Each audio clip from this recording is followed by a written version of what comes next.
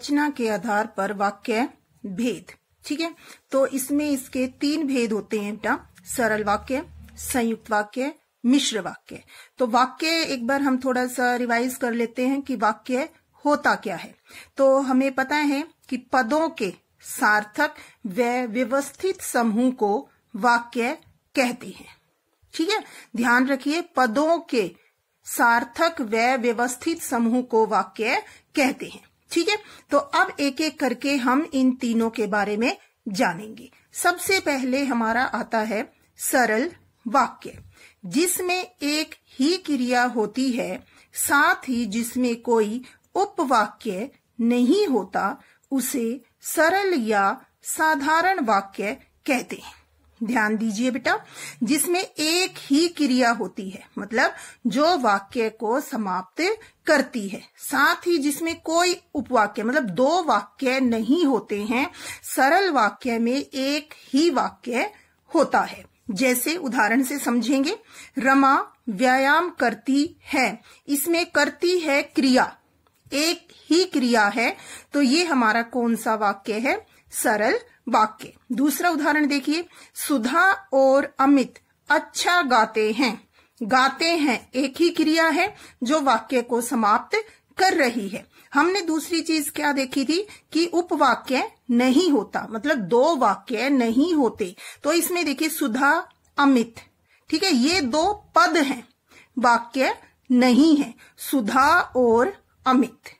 तो इस चीज का हमें ध्यान रखना है कि सुधा और अमित ये पद हैं।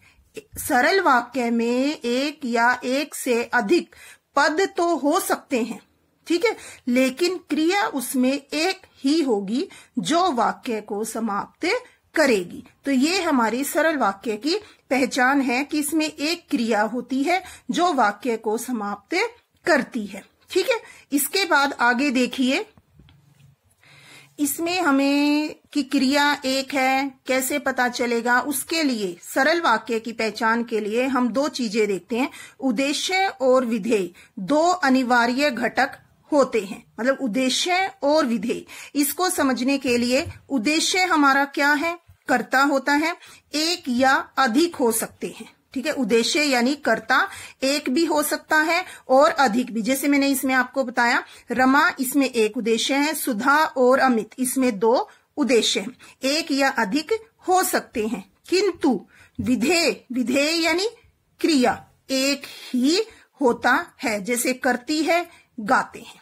तो क्रिया जो है वो एक ही होगी, उद्देश्य जो है वो एक या एक से अधिक हो सकते हैं। अब उदाहरण जो हमने ऊपर किए थे उनको देखिए, रमा व्यायाम करती है, इसमें रमा उद्देश्य है यानी करता है, व्यायाम करती है जो है वो विधेय है, तो इसमें एक उद्देश्य और एक विधेय है। दूसरा, सुधा और अमित अच्छा गाते हैं, इसमें उद्देश्य क्या है? 2 उद्देश्य हैं। कौन कौन से? सुधा और अमित। तो सुधा अमित ये दोनों क्या हैं? उद्देश्य हैं। गाते हैं क्या है? विधेय है, मतलब इसमें 2 उद्देश्य हैं लेकिन विधेय एक ही है, यानी क्रिया जो वाक्य को समाप्त कर रही है वो एक ही है। इसके बाद हमें कि उद्देश्य की हम पहचान कैसे करें या इसका विस्तार कैसे होता है, विधेय का विस्तार कैसे होता है, इसको अब हम आगे जानेंगे। उद्देश्य के अंतर्गत मुख्य पद क्या आएगा? कर्ता आएगा, तथा उसके विस्तारक घटक, मतलब कर्ता को विस्तार देने वाले घटक कौन कौन से होंगे? विशेषण हो सकता है या विशेषण पदबंध आते हैं। विशेषण यानी विशेषता, हम ये कह सकते हैं कि इसमें कर्ता की कोई विशेषता, ठीक है, या कर्ता का कोई संबंध जो है वो बताया जाएगा, वो हमारा किस में आएगा? उद्देश्य में। ठीक है, दूसरा है हमारा विधेय। विधेय के अंतर्गत क्या क्या आएगा? मुख्य घटक, सबसे जरूरी चीज इसमें क्या है? क्रिया, फिर क्रिया का विस्तार, क्रिया विशेषण हो सकते हैं, कर्म का विस्तार, पूरक तथा पूरक का विस्तार, विशेषण आते हैं। मतलब कि इसमें हम ये कह सकते हैं कि उद्देश्य में कर्ता और उसकी विशेषता आती है और उसके बाद हमारा जो भी बचता है वो ज्यादातर हमारा कंप्लीट किस में आता है? विधेय में आता है। अब ये उदाहरण है, इससे आप समझिए, राम किताब पढ़ रहा है। राम क्या है? उद्देश्य है। किताब क्या है? कर्म है। पढ़ रहा है क्या है? क्रिया है। तो राम हमारा उद्देश्य बना, पढ़ रहा है इसमें क्या है? क्रिया है, और किताब क्या है? कर्म, यानी कर्म है तो किस में आएगा? विधेय के अंतर्गत। तो ये जो हमारा इतना आएगा, ये क्या आएगा? हमारा विधेय आएगा, और राम क्या आएगा? उद्देश्य। ठीक है, आया समझ में? अब आगे देखिए, पिताजी दिल्ली जा रहे हैं। पिताजी जो है उद्देश्य है, यानी काम को करने वाले हैं। जा रहे हैं क्रिया है। ठीक है, कहां? दिल्ली, स्थान हो गया। तो दिल्ली जा रहे हैं, ये क्या है? हमारा विधेय है, और पिताजी क्या है? उद्देश्य है। ठीक है, अगला देखिए, हम फिल्म देखने जा रहे थे। हम क्या है? उद्देश्य है। फिल्म क्या देखने जा रहे थे? फिल्म, कर्म हो गया। देखने जा रहे थे, ये सारा क्या है? हमारा क्रिया। मतलब कि वाक्य के अंत में आएगी, ये नहीं है कि क्रिया एक ही होगी। धातु रूप जो है वो उसमें अलग अलग हो सकते हैं, लेकिन वाक्य के अंत में आ रही है, वाक्य को समाप्त कर रही है। तो इसमें हम उद्देश्य है, फिल्म देखने जा रहे थे, ये क्या है? विधेय। ठीक है, आखिर में मजदूरों ने काम कर लिया है। मजदूरों ने, ये क्या है? उद्देश्य है। कर लिया है क्या है? विधेय है। क्या कर लिया? काम, काम यानी कर्म, तो कर्म किस में आएगा? विधेय में। ठीक है, तो काम कर लिया है ये विधेय है, और मजदूरों ने ये हमारा उद्देश्य है।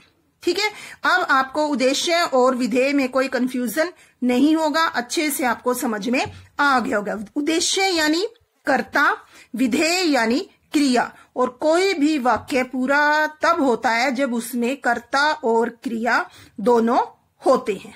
ठीक है, अब आगे देखते हैं। सरल वाक्य हमने कर लिया है। इसके बाद दूसरा हमारा आता है संयुक्त वाक्य।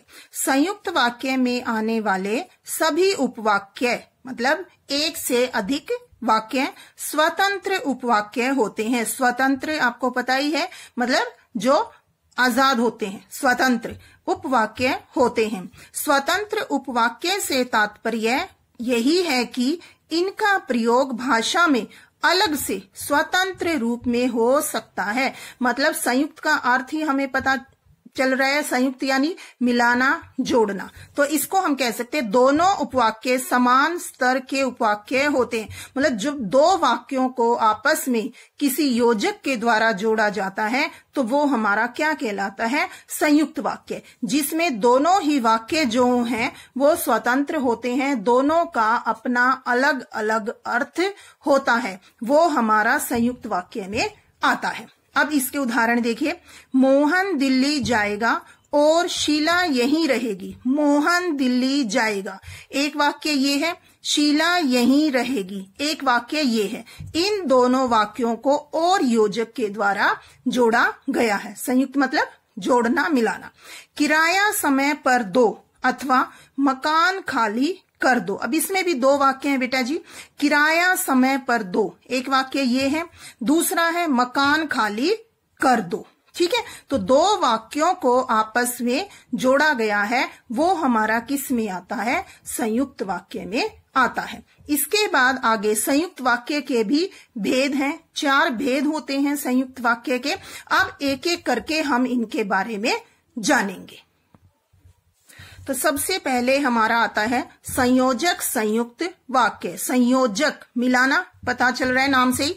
जिन संयुक्त वाक्यों में उपवाक्य दो कार्य व्यापारों या स्थितियों को जोड़ने का कार्य करते हैं। मतलब क्या ध्यान रखना है? जिन संयुक्त वाक्य हैं, मतलब दो वाक्य हैं, दोनों वाक्य किसी दो कामों को, दो व्यापारों को आपस में जोड़ने का काम करेंगे, वो हमारा किस में आएगा? संयोजक संयुक्त वाक्य में। उदाहरण देखिए, मैं दिल्ली गया था और मेरी पत्नी आगरा।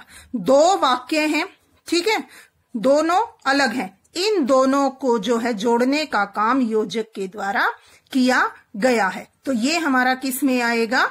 संयोजक संयुक्त वाक्य में। यह मेरी सीट है और वह आपकी। यह मेरी सीट है, एक वाक्य ये है, और वह आपकी, दूसरा वाक्य ये है, इसको भी और योजक के द्वारा जोड़ा गया है। तो ये हमारा किस में आएगा? संयोजक संयुक्त वाक्य। मतलब जब दो समान स्तर वाले वाक्यों को आपस में जोड़ा जाता है वो हमारा संयोजक संयुक्त वाक्य में आता है। ठीक है, इसके बाद दूसरा विभाजक संयुक्त वाक्य।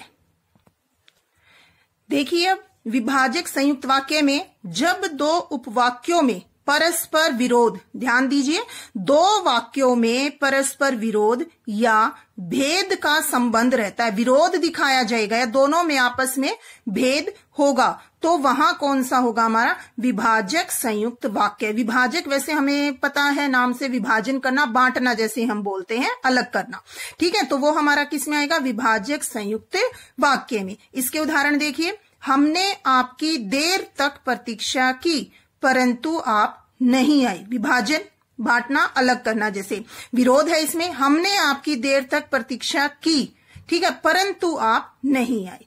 मैंने उसे बहुत समझाया पर वह नहीं मानी। विरोध है, समझाया पर फिर भी वह नहीं मानी। तो ये हमारा किस में आएगा? विरोधवाची संयुक्त वाक्य। इसी को विभाजक संयुक्त वाक्य भी कहते हैं और विरोधवाची संयुक्त वाक्य भी कहते हैं। तीसरा हमारा आता है विकल्प सूचक संयुक्त वाक्य। नाम से ही हमें इसके बारे में पता चल रहा है कि विकल्प दिया जाएगा हमें। जब दो उपवाक्यों में विकल्प अर्थात किसी एक को स्वीकारने व एक को नकारने यानी त्यागने, छोड़ने का भाव रहता है, वहां हमारा विकल्प सूचक संयुक्त वाक्य आता है। मतलब हमें नाम से पता चल रहा है कि हमें कोई विकल्प दिया जाएगा, जैसे हम कहते हैं ये ले लो या ये ले लो, वो क्या है? विकल्प, चॉइस जैसे हम बोलते हैं। ठीक है, तो उदाहरण देखिए इसका, बिल जमा करो नहीं तो फोन कट जाएगा। विकल्प है हमारे पास, या तो हमें बिल जमा करना पड़ेगा नहीं तो फोन कट जाएगा। बाहर जाकर खेलो या चुपचाप बैठो, इसमें भी क्या है? विकल्प दे दिया। अगर अंदर रहना है तो बाहर जाकर खेलो या चुपचाप, अंदर रहना है तो चुप बैठो नहीं तो बाहर जाकर खेलो। तो मतलब विकल्प जिसमें दिया जाएगा वो हमारा किस में आएगा? विकल्प सूचक संयुक्त वाक्य में। अब आखिर में हमारा आता है परिणामवाची संयुक्त वाक्य। संयुक्त वाक्य का फोर्थ भेद है ये, जैसे परिणामवाची संयुक्त। परिणाम नाम से ही पता चल रहा है, परिणाम यानी रिजल्ट, नतीजा, इस तरह से जैसे हम बोलते हैं। जब एक उपवाक्य से कार्य का, मतलब पहले वाक्य से जैसे काम का तथा दूसरे से उसके परिणाम का बोध हो तो वे परिणामवाची संयुक्त वाक्य कहे जाते हैं। ध्यान दीजिए, जब एक उपवाक्य से कार्य का मतलब काम का और दूसरे वाक्य से उसके परिणाम का बोध हो तो वे किस में आएंगे? हमारे परिणामवाची संयुक्त वाक्य में। उदाहरण देखिए, आज बाजार बंद है इसलिए कुछ नहीं मिलेगा। कार्य बाजार बंद है, उसका परिणाम क्या होगा? कुछ भी नहीं मिलेगा। शिल्पा डर रही थी सो मां का हाथ पकड़े बैठी रही। कार्य शिल्पा का डरना और उसका परिणाम मां का हाथ पकड़ के बैठे रहना। तो ये है हमारा परिणामवाची संयुक्त वाक्य। तो इस तरह से यहाँ पे संयुक्त वाक्य हमारा पूरा होता है। तो आपको समझ में आ गया होगा कि संयुक्त वाक्य क्या होता है। जिसमें दो उपवाक्यों को आपस में जोड़ा जाता है वो हमारा क्या कहलाता है? संयुक्त वाक्य। ठीक है, अब तीसरा हमारा आता है मिश्र वाक्य। ठीक है, ध्यान दीजिए, मिश्र वाक्यों में एक उपवाक्य तो स्वतंत्र उपवाक्य होता है। मतलब एक वाक्य जो होगा वो कौन सा होगा? स्वतंत्र उपवाक्य होगा, तथा शेष उपवाक्य स्वतंत्र उपवाक्य पर आश्रित। आश्रित का मतलब आपको पता है निर्भर होना, डिपेंड होना जैसे हम बोलते हैं। आश्रित रहने के कारण आश्रित उपवाक्य। मतलब एक तो स्वतंत्र उपवाक्य होगा, उसके बाद एक या दो जैसे भी होंगे वो कौन से उपवाक्य होंगे? आश्रित उपवाक्य। स्वतंत्र उपवाक्य को हम किस नाम से पुकारते हैं? प्रधान उपवाक्य से। और जो उस पर निर्भर होंगे उनको हम किस नाम से पुकारेंगे? आश्रित उपवाक्य के नाम से। ठीक है, अब इसको उदाहरण द्वारा समझते हैं। पिताजी ने मुझसे कहा कि वे बहुत बीमार हैं। पिताजी ने मुझसे कहा कि योजक है, वे बहुत बीमार हैं। अब ये जो है पिताजी ने मुझसे कहा, एक वाक्य ये है, दूसरा वाक्य वे बहुत बीमार हैं। तो इसमें पिताजी ने मुझसे कहा, ये वाक्य जो है प्रधान उपवाक्य है। वे बहुत बीमार हैं, ये हमारा आश्रित उपवाक्य है। ठीक है, तो इसमें हमें क्या ध्यान रखना है कि दो वाक्यों को या दो से ज्यादा वाक्यों को आपस में जोड़ने के लिए योजक का प्रयोग इसमें भी किया जाता है। लेकिन मिश्र वाक्य की पहचान क्या है कि इसमें एक प्रधान उपवाक्य होता है और बाकी उस पर निर्भर होते हैं। ठीक है, जिसने नीली कमीज पहनी है उसे बुलाओ। जिसने नीली कमीज पहनी है, जिसने इसमें योजक है, नीली कमीज पहनी है उसे बुलाओ। ठीक है, अब इसकी पहचान है किस तरह से कर सकते हैं हम, वो मैं आपको बता देती हूं। इसकी सीधी सी पहचान है, जो भी वाक्य आपको दिया जाए उसको आप सरल वाक्य में बदल लो। जो क्रिया, जैसे कि ये है इधर, ये है, इसमें पहनी है और बुलाओ, कि जो क्रिया आखिर में रहेगी वो प्रधान उपवाक्य होगा। जैसे पिताजी ने मुझसे कहा कि वे बहुत बीमार हैं। पिताजी ने मुझे अपने बीमार होने की बात कही, तो ये कहा, ये हमारा कौन सा आ गया, प्रधान उपवाक्य। और की योजक के बाद वाला क्या हुआ, आश्रित उपवाक्य। सबसे इजी और अच्छी पहचान यही है प्रधान उपवाक्य और आश्रित उपवाक्य निकालने की, कि जो भी वाक्य बेटा आपको दे रखा है उसको आप सरल वाक्य में बना लो। जो क्रिया अंत में रहेगी वही जो है प्रधान उपवाक्य होगा। दूसरा देखो, जिसने नीली कमीज पहनी है उसे बुलाओ। उस नीली कमीज वाले को बुलाओ, ये क्रिया बची ना हमारी अंत में, तो ये हमारा क्या है, प्रधान उपवाक्य। और नीली कमीज पहनी है, ये हमारा क्या है, आश्रित उपवाक्य। इसी तरह से इसमें भी पिताजी ने मुझसे कहा, ये क्या है, प्रधान, और वे बहुत बीमार है, आश्रित उपवाक्य। आया समझ में। अब इसके बाद एक चीज उदाहरण और है, आप देखिए, प्रधान उपवाक्य यानी कि स्वतंत्र उपवाक्य, आश्रित उपवाक्य प्रधान उपवाक्य पर आश्रित यानी कि निर्भर। उदाहरण देखिए, पिताजी ने मुझसे कहा उसे बुलाओ। पिताजी ने मुझसे कहा, प्रधान उपवाक्य। ठीक है, वे बहुत बीमार हैं, नीली कमीज पहनी। ये दो वाक्य दिए हैं जैसे इसमें उन्होंने। ठीक है, पिताजी ने मुझसे कहा, प्रधान आएगा। ठीक है, उसे बुलाओ, ये भी प्रधान आएगा।